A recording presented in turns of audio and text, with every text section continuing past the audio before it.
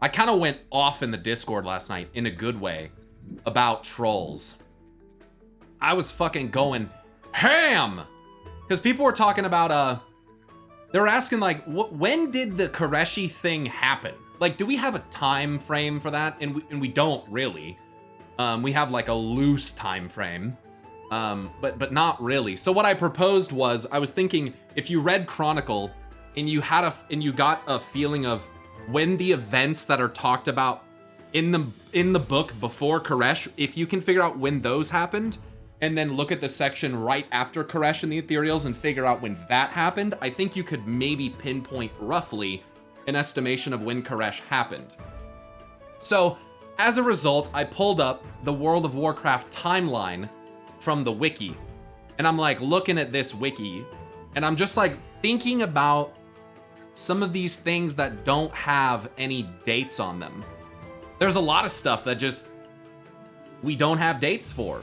Unknown dates, right? Things here, the Gods of Iraq, the Age of Colossals, the Ordering of Draenor, the Ordering of Azeroth, Wrath of the Titanforge, the Coming of the Old Gods. We don't actually know how long ago some of these things happened. And I started thinking about, like, how old could the Yongal and the Trolls really be? How old could they really be? And I started looking into trolls again, and I was reminded of this, the first troll legend. Listen to this. A moon over the vale shines, casting its glow upon the jungle, where proud warriors heed the call to defend our nation and sacred grounds. A moon over the vale shines, far above the cries of battle where blood is spilled, of foe and comrade alike. And when our brethren pass into realms beyond the known, the soul spirit hardens deep beneath the veil. And when our brethren pass into the mountain's temple, we shall protect their eternal spirit, encased within the holy blue crystal. And when our brethren pass, a moon over the veil shines. When I read this, I cannot help but think of the Tear of ELUNE, and how it was as a vessel for the Night Elven spirits, literally the same thing. Okay? This is the first troll legend ever, according to this. It is the first troll legend. When our brethren pass into the mountain's temple, and this is found at in an area in the Vale of Eternal Blossoms, not Vale of Eternal Blossoms, sorry, Stranglethorn Vale, and all the comments on it is about where to find it. No one has commented on what it actually means. Of course, the Wowhead comments. No one looked at this and went, oh, what is this talking about? You know, it's just, oh, where do I find this for my collection log? Because that's basically all it's being used for. This is an extremely early mention of the Tears of ELUNE. But here's the thing. This is a troll legend, guys. This predates elves, potentially. And so I linked it and I said, so this here is directly talking about the trolls and ELUNE. And this has been shown to me by my mods way back in the day, who aren't around anymore, but when they die in battle, it appears that the soul spirit hardens, which I take as meaning crystallizes in some underground location, maybe like a spring of sorts, and forms something akin to the Tears of ELUNE. And within it is contained the eternal spirits of their fallen brethren. Every comment for this item on Wowhead is discussion about where and how to find it, no discussion on the contents of the scroll. It's found in Balal Ruins. Balal Ruins are an ancient troll ruin located near the northwest coast of Stranglethorn Vale, north of Gromgal Base Camp, and located on the coast of the Val Reef, off the coast of the Val Reef. A number of Bloodscalp trolls reside in what's left of the ruin that you have here. And this comes back to the Lunalai. Exactly, Jaybird. In Zandalar, I believe it was, you find hints, additional hints, like an ancient ceremonial robe that has symbolism of ELUNE on it. And it's clearly stated in the flavor text for the item that, like, wow, this is interesting. It's very interesting how almost no trolls in the most ancient troll civilization, the Zandalari, at least as far as we're aware, that they have no mention of, hardly any mention of worshipping the moon. Is this item a pickup, or does it remain in place and you have to read it on location? I don't know. He've called me by my full Christian name. Shut up, Jay. So anyway, what I'm trying to say, I want to point something out here. Without, and please don't talk about beta here, but elves came from trolls, yes, which is canonical lore, we know that. But what people have missed, I think, for a long time is what that implies. So I'm gonna get into that. Guardians of the Altar is a quest that shows a giant crystal used to communicate with ELUNE, and explains how wildkins were moon-touched to protect it. I think this is Classic's version of the Tear of ELUNE. I could definitely see that. I could definitely see that. Shoot. So to move further, into this, I linked this and I said one could definitely interpret this as a holy blue crystal. Uram, let me get there. I said there's significant, listen to this, guys. There is significant evidence that Bwonsamdi and the Winter Queen may have once had some kind of romantic relationship. There is a significant amount of evidence for that, tying the sister of ELUNE directly to a deeply lore-significant and ancient Loa, who is also part of the most ancient troll civilization. Think about that. I bet the start of Midnight is us reuniting the Elven tribe, with us reuniting the Elven tribes has some big information on the trolls' relationship with ELUNE. I said, if we look at all of this, it seems that the trolls were not just evolving into elves. They were ordered by the well's energies over time. If this happened to the trolls, then, as I've suggested, ELUNE may not have always been assumed to take an elven form. It's funny because people say Azeroth would take a troll form, but I'm not so sure. Yongal may be just as ancient. Before even those two, there were dragons and elementals. If ELUNE was being worshipped by ancient trolls, which she was, then she herself may have also been ordered. Life was never meant to be ordered, and her different faces may be akin to the forms taken as a result of different masks or whatever. This comes back to the troll questline, the heritage questline, whatever we used there.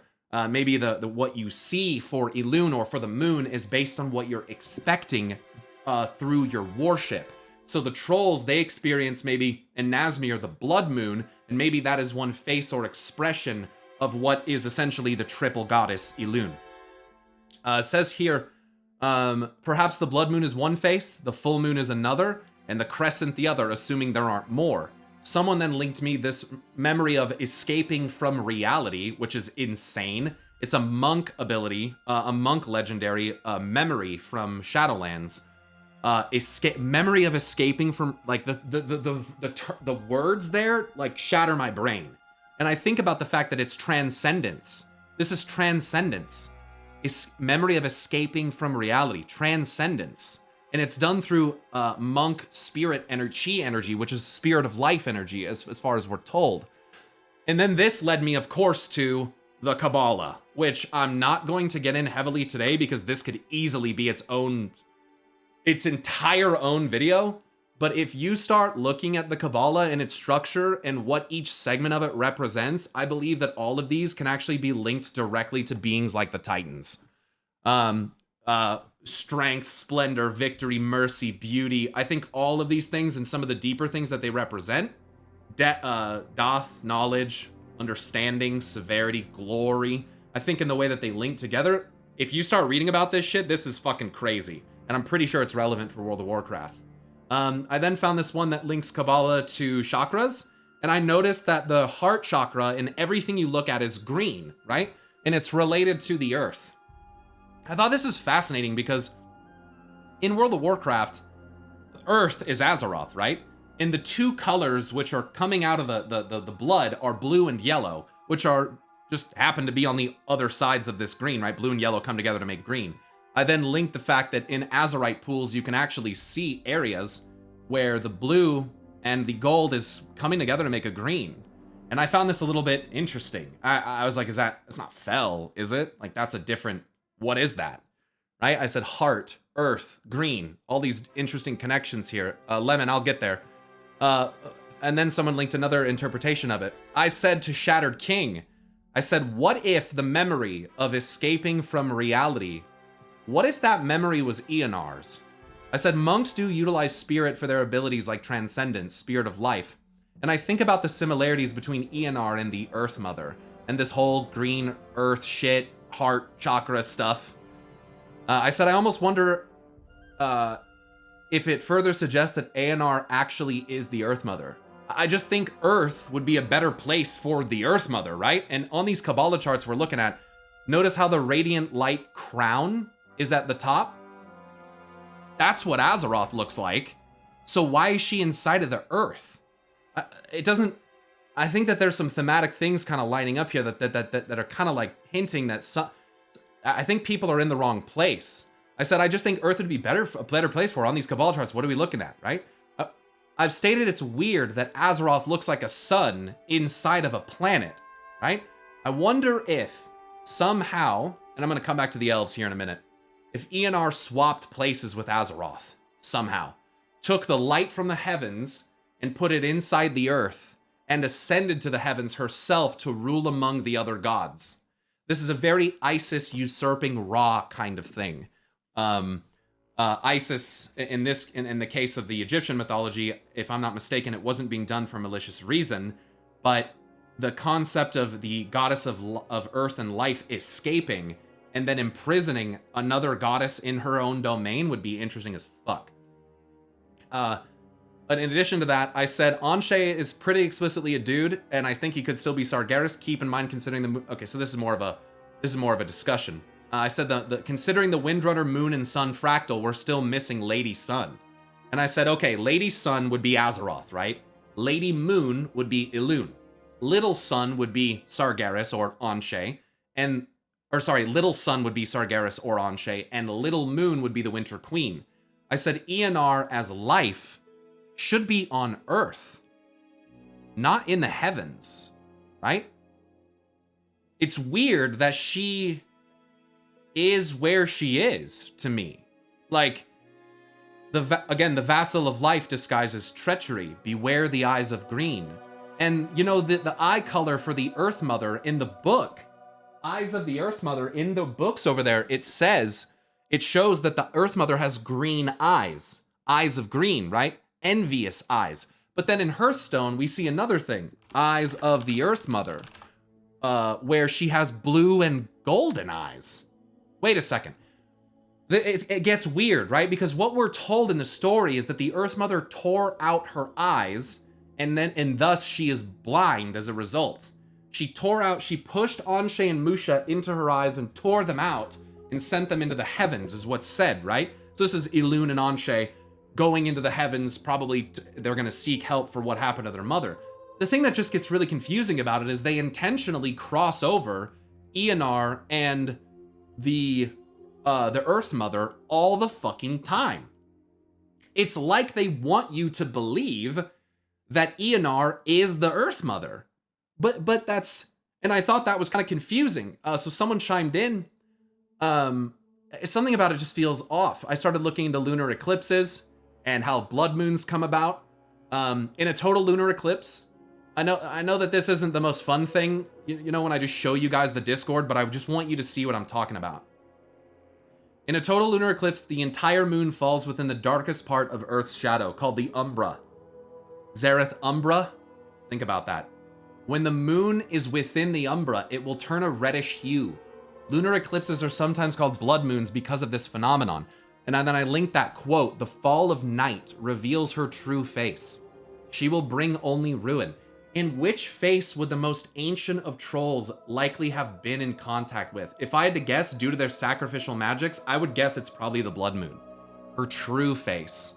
I think that's just an interesting thing to think about. However, it's also said that when ELUNE stood next to Anshe, she turned red, which is taken by humans to be a sign of her anger. And then I linked some demonstrations of how blood moons occur and when they occur during the eclipse. I then linked Chronicle art, which has for years depicted a massive eclipse.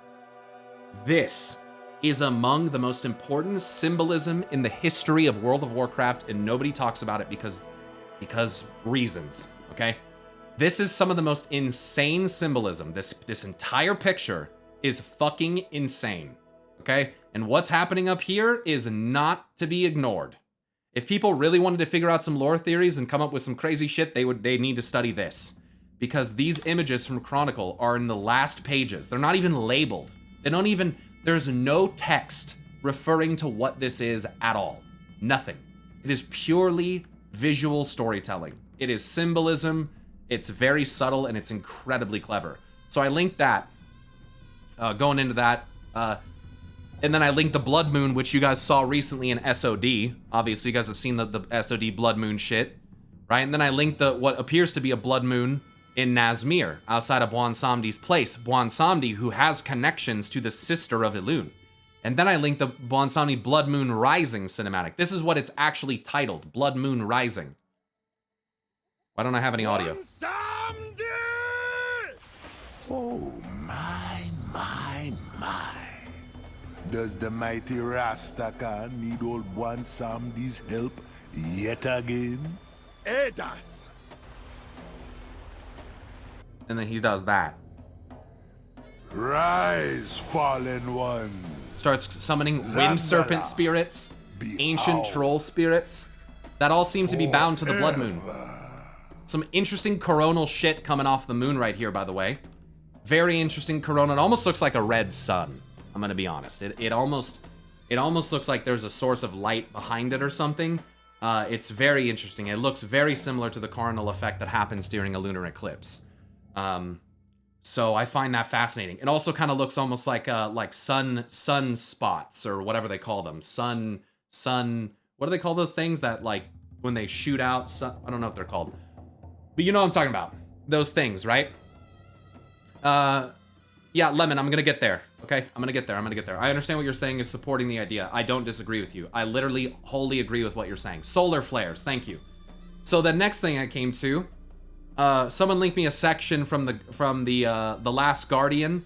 I'm gonna read the highlighted sections here. It says, so what is magic? Asked Medivh to Khadgar. Then they have this discussion, right? Medivh says the Kaldori grew powerful from their use of magic, but they did not understand its nature. There were those with greater vision than their brethren, who were willing both to speak out against the Kaldori and to pay the price for their vision. These brave individuals, both Kaldori and other races as well, saw the hearts of the ruling Kaldori grow cold and dark, and the demonic power grow. And when it says here, Kalimdor, repeated Medivh to Khadgar, though you have the child's version of the tale, the bit we tell would be mages to stress the dangers of what they're playing with. The Kaldori were foolish and destroyed themselves and nearly our entire world. And when the Well of Eternity exploded, the magical energies within scattered to the four corners of the earth, and in an eternal reign of magic. And that's why magic is universal. It's the power of the well's death. So the well exploding apparently caused a reign of magic across the land. That's fascinating, dude. Fascinating as fuck. Makes you think about how some of these energies got spread to certain places. How magic inundates everything in this world. And how ELUNE was said to have rested within the Well of Eternity. It was her sleeping place, allegedly, during the day. And the elves long believed that she had a direct connection to it. Some would speculate, like Low Roars, I believe, that ELUNE was actually slain, and the Well of Eternity is the result of that slaying. But I'm not gonna back that just yet. I went into it and said, interesting description of how those energies spread. And I also find it super interesting how he describes the heart of the world being ripped out. So one thing that Medivh says here that I think I forgot, he says, where is it?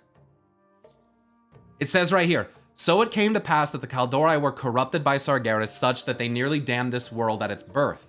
The Kaldori ignored those who spoke out against them and opened the way for the most powerful of demons, Sargeras and his lot, to invade. Only by the heroic actions of a few was the shimmering doorway through the great dark shut, exiling Sargeras and his followers, but the victory was at a great cost. Listen to this. Because heart has been a big theme.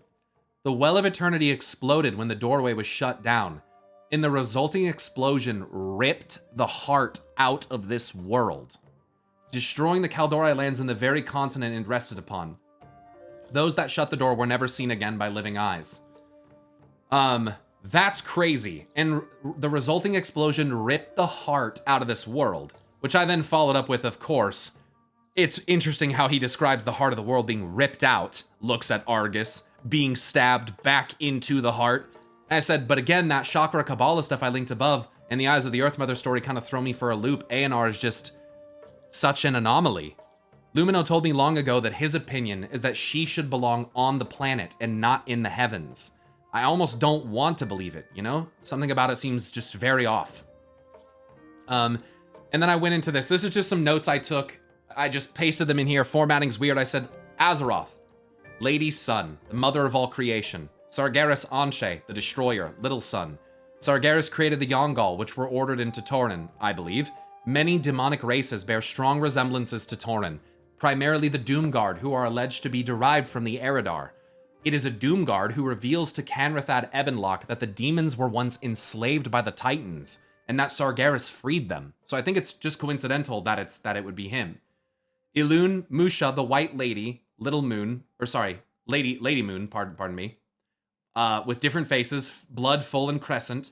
I believe ELUNE may have created the trolls, or even something before that. And I'm gonna get into this because the Black Empire becomes relevant, okay? The Black Empire, let me put it this way, chat. The Black Empire has suns and moons all over their architecture. If you go to Ankiraj, there's moons on shit everywhere. If you go to Uldum, there's moons and suns on shit everywhere. And I think that there is sufficient evidence to prove, or at least heavily suggest, that both those areas in Ankiraj and Uldum are repurposed and were not built by the Titans. Okay? I said, as a moon. I said, ELUNE created the trolls, and maybe even the Nerubians, okay? Know the War Within spoilers, but I believe, and have for a while, that trolls could have also evolved from something even earlier, which I think could be Nerubians. I said it's possible that her face... ELUNE created the trolls, which were ordered into elves by the energies of the Well of Eternity. The elves became her favored children. As a moon, it's possible that her face and powers are in some way a reflection of the light shining from Azeroth or even Anshe. Ancient trolls in Stranglethorn Vale have a scroll called the First Troll Legend, in which a holy blue crystal is described as coming from the moon shining above. This is likely a direct reference to an ancient Tear of ELUNE relic bestowed to the trolls. Within it existed their fallen brethren's eternal spirits. And then, of course, at the end, the Winter Queen, Losho, Little Moon, previous romantic relationship with Wan Samdi, Loa of Death, and sister of ELUNE. Then, Crary brings up the triple goddess. Pyro, do you know much about Welsh mythology or neo-pagan, I suppose? I said, I do not. He said, the screen name I've got is the daughter of a goddess called Caradwen, knock as the triple goddess, and I had already begun Googling it. The triple goddess is a deity or deity archetype revered in many neo-pagan religions and spiritual traditions. In common neo-pagan usage, the triple goddess is viewed as a triunity of three distinct aspects or figures united in one being. This could be ELUNE, ENR, and the Winter Queen for all we know. Soul Sisters is still very much on the table in my opinion. These three figures are often described as the Maiden, the Mother, and the Crone. And I'm just saying that I think that the Mother would definitely be ENR. The Maiden would... It could be ELUNE, or it could be the Winter Queen, and then the Crone is filling in the gap on the last one. It says here, each of which symbolizes both a separate stage in the female life cycle and a phase of the moon, and often rules one of the realms of heaven, earth, and underworld. Think about that. What? I'm just spent the last 30 minutes talking about the heaven, earth, and underworld and three sisters that all are connected. Potentially. These, says here, in various forms of Wicca, her masculine consort is the Horned God. La Mao, dude. So I started looking into the Horned God. And it said, let's read about the Horned God real quick. It says, the Horned God represents the male part of the religion's duostatic theological system, the consort of the female triple goddess of the moon or other mother goddess. In common Wiccan belief, he's associated with nature, wilderness, sexuality, hunting, and the life cycle. Whilst depictions of the deity vary, he's always shown with either horns or antlers upon his head. often depicted as being theriocephalic, which I don't know what that means, having a beast's head, there you go, in this way emphasizing the union of the divine and the animal, the latter of which includes humanity. Now, it says here, in traditional Wicca, he's generally regarded as a dualistic god of twofold aspects, bright and dark, night and day, summer and winter, the oak king and the holly king. In this dualistic view, his two horns symbolize in part his dual nature. It says here, in 3 aspects of the goddess and 2 aspects of the horn god are sometimes mapped onto the 5 points of the pentagram or pentacle, although which points correspond to which deity aspects varies. In some other systems, he's represented as a triune god, split into 3 aspects that reflect those of the triple goddess: the youth, the warrior, which is the warrior, the father, and the sage. So, without look, one thing, when I think of horned gods in a pentagram, it's hard not to think of the demon lord, Sargeras. Okay, but the fact that it says antlers, that's fascinating to me. I kind of think of like Malorn, right? I think of Malorn, first of all. Big one. But not just Malorn. Not just Malorn. There is another horned god, which has dualistic aspects, in my opinion, who is directly related to cycles and nature. And his name is Yasharaj, not Cenarius. Not Cenarius. Yes, Cenarius is related, but it's Yasharaj, the horned god. 2 big ass horns on the front of his fucking head, and look at what's right in the middle of his forehead. A golden stag surrounding an eye. You see that, right? You see the stag head with the clear antlers coming up off of it? You see that shit? What the fuck? Yasharaj, you mean ELUNE here? Exactly. Exactly. There's a reason Yasharaj has been kept hidden from us this whole time, and it's because he's related to ELUNE. I'm pretty sure. Pretty sure of it. But anyway, horned god could be relating to Yasharaj, Malorn, etc. It's a dualistic god as well, and in some ways it says that it manifests in 3 different forms. So perhaps Malorn is one, perhaps Yasharaj is another, perhaps there is a third that I'm just kind of not aware of or ignoring. To move forward, he said she's got 3 aspects: Maiden, Mother, Crone, etc. For some reason, Maiden makes me think of ELUNE. Not sure why. It seems very ELUNE. Hecate? Hecate? How do you say this name? Oh, I said it right. Hecate. Hecate. Okay, I said it right. So Hecate, the Greek version of the triple goddess, had 3 aspects: the huntress, the moon, and the underworld. That seems very ELUNE. Persephone, the lowest and 3rd aspect of Hecate. I just remembered Denuzer mentioning Malfurion. Listen to this. Steve Denuzer mentioned that Malfurion and Ardenweald is a variant of the Persephone story. But Crairy's whole theory about the Winter Queen is that she herself is Persephone. He said, why am I just putting that together? Too focused on Malfurion when the Winter Queen was right there. The daughter of Zeus, king of the gods, and Demeter, goddess of fertility of the earth, harvest, and food, kidnapped and taken to the underworld to rule over it. The queen of the underworld for whom winter exists. I said it would seem that's the case. And then there's her partner, Buon Samdi, Zandalari, Loa of Kings, and Loa of Death. Listen to this. I got a quote from a Haitian voodoo website. It said, I've already explained how Loa spirits in voodoo, I hope I say that right, are split in different Nanchans, families, in my previous post. Baron Samdi, Buon Samdi, Baron Samdi, the master of the dead, leads the Giri Nanchan, I'm saying it wrong, I'm sure, together with his beautiful wife, Maman Brigitte. He drinks rum and smokes cigars. He's rude and crude, charming, and he often chases mortal women despite being married to Maman Brigitte. I'm just gonna say maybe Buon Samdi cheated on the Winter Queen, and maybe that's why he's not very happy with her, or she's not very happy with him. She's the lady of the cemetery, protectress of the gravestones, and mistress of healing. She is sexual, rude, and charming. As her husband, they're both among the most powerful and respected Loa of all. He said, who himself, if I remember the depths of my Greek heritage correctly, isn't the first god of death in Greek myth. He only became such when the Titans were locked away. Hades, I mean, if Buon Samdi is akin to him. I said, so would the safe bet then be to assume that Eonar, ELUNE, and Losho are the 3 faces of the triple goddess here? Or is Azeroth meant to be one of them? Is she above that? Something more? A hidden 4th phase of the boss fight? Like, what does that turn into? I then pasted this, big paste, sorry. According to Robert Graves, Hecate was the original and most predominant ancient triple goddess. Hecate was represented in triple form from the early days of her worship. Diana, Artemis, which, by the way, there's a quest line in, dude, the fractals are insane. There's a quest line in Bastion between Artemide and Apollon, which is a clear allusion to Apollo and Artemis, which is also another fractal for Anshe and Musha, by the way.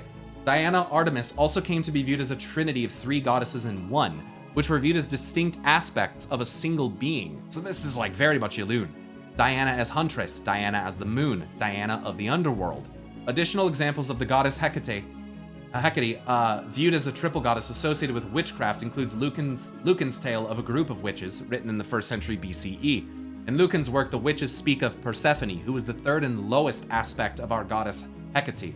Another example is found in Ovid's Metamorphosis, in which Jason swears an oath to the witch Medea, saying he would be true by the sacred rites of the threefold goddess. Thanks. I'm just gonna say some here. With how elaborate this god situation seems to be, chat, I'm just gonna say it. As I've written over here. I'm not sure if my brain can even fully, truly wrap my head around and appreciate what's been done here.